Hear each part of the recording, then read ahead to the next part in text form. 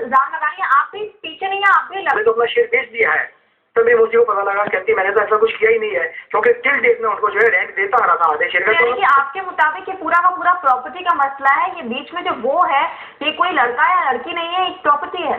नहीं, इससे पहले जो है कुछ था इस तरह का, लेकिन ये जो लड़की का जो उन्होंने मामला उठाया, ऐसा अगर मेरे बेटे उस टाइम पे वहीं बैठे हुए थे, मेरे बेटे अभी भी, मेरा छोटा बेटा मेरे साथ बैठा हुआ है राइट नाउ, और ये मेरे बेटे वहीं बैठे हुए थे उस टाइम पे भी। और मेरा बड़ा बेटा जो है तो घर पे है, उसकी ट्यूशन चल रही है, तो वो आया नहीं था।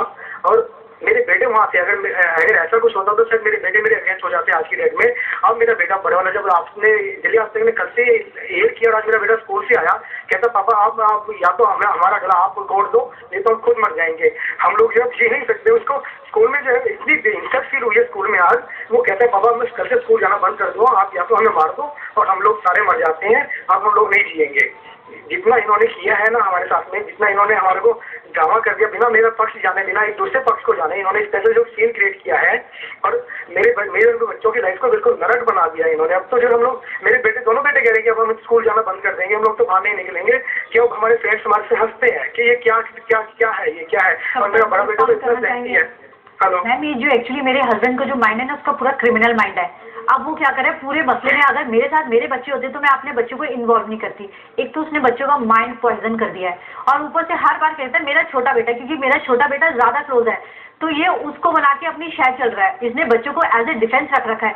अगर इसे बच्चों की केयर होती तो जो अभी मेरे बच्चों की केयर, उनकी हेल्थ है, आप उनकी हेल्थ देखिए और उनकी स्टडीज देखिए, आप वो देखने से ही पता चल जाएगा उनका क्या हाल है। जिस वक्त आप घर पहुंची दोनों बच्चे मौजूद थे, क्योंकि विनोद लगातार कह रहे हैं कि दोनों बेटे उनके साथ थे। नहीं, मेरे बच्चे नहीं थे, और वो अंकल और पुलिस वाला भी था, आप उससे कंफर्म करिए, बच्चे तो थे ही नहीं। अब इसने बच्चों को पढ़ाया सिखाया है। और जी विनोद, हेलो जी विनोद, हम सुन पा रहे हैं आपको। हाँ, ये देखिए ऐसा है कि अगर मैं बेटों को पढ़ा सकता 3 महीने में, जो मैं बेटों को पढ़ा सकता, यानी कि 14 साल में बेटों को नहीं पढ़ाई, वो पढ़ा पाई, जो मैंने 3 महीने में इनको पढ़ा दिया, ठीक है ना। और दूसरी बात ये कि मैं आपको यही बता रहा हूँ कि शायद मैंने आपको पहले भी बताया था कि मेरे बेटे सैंडल लेना चाह रहे थे, मैंने कहा बेटा उत्तम नगर से ले लो, वहाँ पे होलसेल की मार्केट तो सस्ते मिल जाएंगे।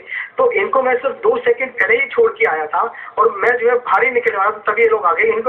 इसको पता था कि CAW सेल वालों के अगेंस्ट में जाके मैं इनको कुछ भी नहीं दे पाऊंगा, प्रॉपर्टी कुछ भी, मतलब ये जो डॉक्यूमेंट्स लेने आई है या वो भी नहीं मिल पाएंगे सभी जो है। उसके बावजूद इन्होंने ये सारा सीन क्रिएट किया था कि भाई इनको था कि हाँ जी हमें सीन क्रिएट करना है, क्योंकि प्रॉपर्टी का मामला, मेरी मौसी ने जो प्रॉपर्टी का केस डाला है उसके बाद ये सब रिवेंज का स्टार्ट हुआ, क्योंकि 5 नवंबर को जो उसकी डेट लगी हुई है प्रॉपर्टी के केस की, सिर्फ उसी के लिए इन्होंने ये सारा बदला लेने की भावना से किया कि मेरा अगर क्रिमिनल माइंड होता, मेरे बेटे आज मेरे साथ नहीं खड़े होते। मुझे जान लेते हैं क्या ये प्रॉपर्टी का झगड़ा था? मैंने कोई प्रॉपर्टी का झगड़ा नहीं है, इन लोगों ने मेरे को शुरू से मारपीट के निकाला। अब तक मैं सिर्फ इग्नोर कर रही थी, लेकिन अब इसको पहले तो ये मेरे को फिजिकली और मेंटली टॉर्चर करता रहा, जिसको मैं इग्नोर करती चली गई। इसकी फैमिली वाले भी मेरे को मारकूट करते थे हमेशा, लेकिन मैं सोचती थी घर में दबाने वाली बात। अब इसने मेरे को 28 को इसने मेरे को एलिगेशन लगा के निकाला, जिसके 10 गवाह आपको मैं खुद नहीं कहूंगी, आसपास वाले कहेंगे जो हमारे नेबर्स रहते हैं। 10-11 बजे की बात है, और ये जो भी बोलता है ये बिल्कुल वेल डिफाइंड करके बोलता है अपनी बातें ना, और ये बिल्कुल क्रिमिनल माइंड है। इसकी बात से जरा से भी ये नहीं कहती कि ये बिल्कुल ठीक ठाक कह रहा है। छोटे बेटे के सामने इन्होंने रिसर्च की अपनी बात जो आदमी घर में कोई खर्चा नहीं देता, दूसरों के ऊपर सारे पैसे बच्चे इसके साथ रह रहे हैं, और इसने सिर्फ उनके मन में पॉइजन भर रखा है। जब तक बच्चे मेरे साथ थे तो मैंने कभी ये नहीं कहा था कि भाई तुम्हारे पापा शराब पी रहे हैं, तुम्हारे पापा घूम के आ रहे हैं, तुम्हारे पापा आपकी बात भी हम लगातार सुन रहे हैं जी। कहीं कभी अगर मैंने ऐसा किया होता तो आप कहती ना।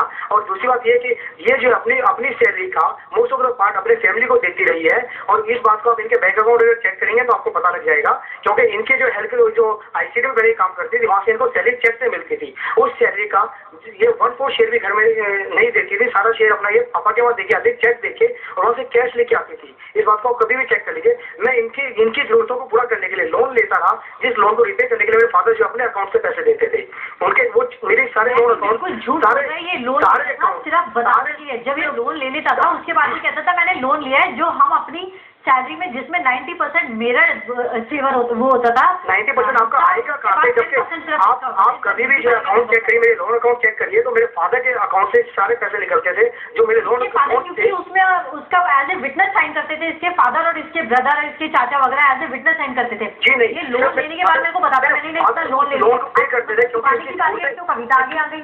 कंज्यूमर राइट्स का जो केस कह रहा है, कंज्यूमर राइट्स का सिर्फ इसलिए कह रहा है मैं जाऊंगी, मैं घर में रहूंगी, घर का काम करूंगी, सैलरी खर्च करूंगी और इसको मेरे से कोई लगाव नहीं है। मैंने तो यहाँ तक कहा था मैडम इनको, मैंने इनको यहाँ तक कहा कि मेरे साथ रहो, आप मेरे साथ रहो, मेरे सरकारी मकान में रहो। स्कैंडल बनाया है इसने। जी हाँ, ये था। कविता, विनोद, कविता आप कह रहे हैं कि आप वापस चाहते हैं कि कविता आपके साथ आकर रहे हैं। कविता आप क्या चाहती हैं? मैं इसके साथ नहीं जाना चाहती, अपने बच्चों को मैं जरूर चाहती हूँ। मैं चाहती हूँ कि इसको और इसके परिवार को अलग, जिन्होंने मेरी 16 साल की जो मेरा अच्छा टाइम था बिटवीन 20 एंड 30, वो मेरा पूरा लाइफ टाइम मैंने इसके साथ खराब कर दिया। मेरे को लगता है कि आप जो भी इसने मेरी लाइफ खराब करी, इसको सजा जरूर होनी चाहिए। जो गवर्नमेंट ने रूल्स बना रहे हैं वुमेन के लिए, वुमेन की हम सुन रहे हैं, हम सुन पा रहे हैं, सब कुछ होना चाहिए। अब तक मैं सिर्फ मेंटली और फिजिकली मेरे बच्चों को इन्होंने लेने से मना कर दिया था वुमेन सेल में।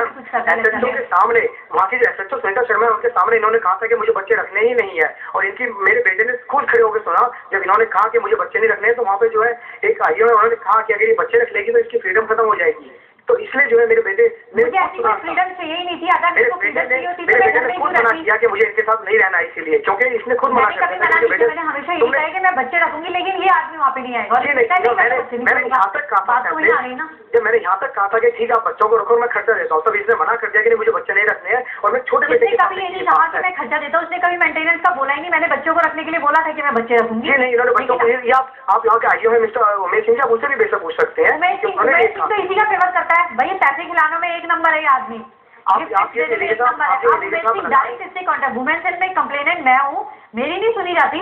उमेश सिंह और विनोद की डायरेक्ट बात होती है। मुझे आज उन्होंने काउंसलिंग के लिए बुलाया, विनोद को भी बुलाना चाहिए था, बच्चों को भी बुलाना चाहिए था, लेकिन ये कि उमेश सिंह डायरेक्ट हमेशा विनोद की फेवर करता है। हमेशा वो मेरे को कहेगा आप म्यूचुअली सेपरेशन के लिए, मैं क्यों म्यूचुअली सेपरेशन के लिए करूँ? मेरी आगे की भी लाइफ ऐसी है और पीछे की भी ऐसी थी, तो मैं तो कभी और इसके परिवार वालों को पूरी सजा मिले। ये तो कभी उससे कोई बात हुई नहीं इस तरह की कभी भी। और आपसे एलिगेशन लगा रही मैडम, आयोग वो मेरे हैं। प्लस महिला आयोग की अध्यक्ष, दिल्ली महिला आयोग की अध्यक्ष भी हमारे साथ हैं। बरका जी, किसी तरह की कोई बात आप विनोद से करना चाहेंगी? उन्हें किसी तरह की काउंसलिंग देना चाहेंगी? किस तरह का उनका बर्ताव है? जिस तरह से आप सुन रही हैं, वो अपना पक्ष भी रख रहे हैं लगातार, आपको समझ आ गई होगी अब दोनों पक्ष क्या कह रहे हैं। क्या कुछ कहना चाहेंगी आप? मैं विनोद जी से ये पूछना चाहूँगी कि ये जो इल्ज़ाम सब बातें कह रहे हैं और ये जो हम टीवी में देख रहे हैं, ये क्या है? इसके बारे में वो क्या कहेंगे? विनोद क्या कहेंगे आप? हेलो जी, क्या कहेंगे आप? क्योंकि टीवी पर जो हम देख रहे हैं, एक महिला बाकायदा आपके घर पर थी और बाकी सब पड़ोसी लगातार उसकी शक्ल देखने की कोशिश कर रहे हैं, आप उसे बचा रहे हैं, वो क्या? हम वो जानना चाहेंगे। चलिए मान लिया अगर आपकी सारी बातें हम मान भी लें, मान भी लें प्रॉपर्टी का और इसका इनके साथ, लेकिन वो क्या है हम उसके बारे में वही मैं आपको बता रहा था। एक्चुअली क्या, औरत कौन है, उसे आप क्यों बचा रहे हैं? उसे इसलिए बता रहा था कि वो जो है बिल्कुल इनोसेंट लेडी थी, जिसको वो इनोसेंट है या आपके घर में कहाँ से आई वो मैंने करके बताया था। वो एलोवेरा मार्केटिंग का काम करती थी, मेरे एक फ्रेंड है उसके सामने वो आई। एलोवेरा मार्केटिंग का है। हेलो जी विनोद, हम सुन पा रहे हैं। हाँ, एलोवेरा नेटवर्क मार्केटिंग एक है कंपनी और मेरा फ्रेंड जो उसमें काम करता है, ये उसके डाउनलाइन में थी।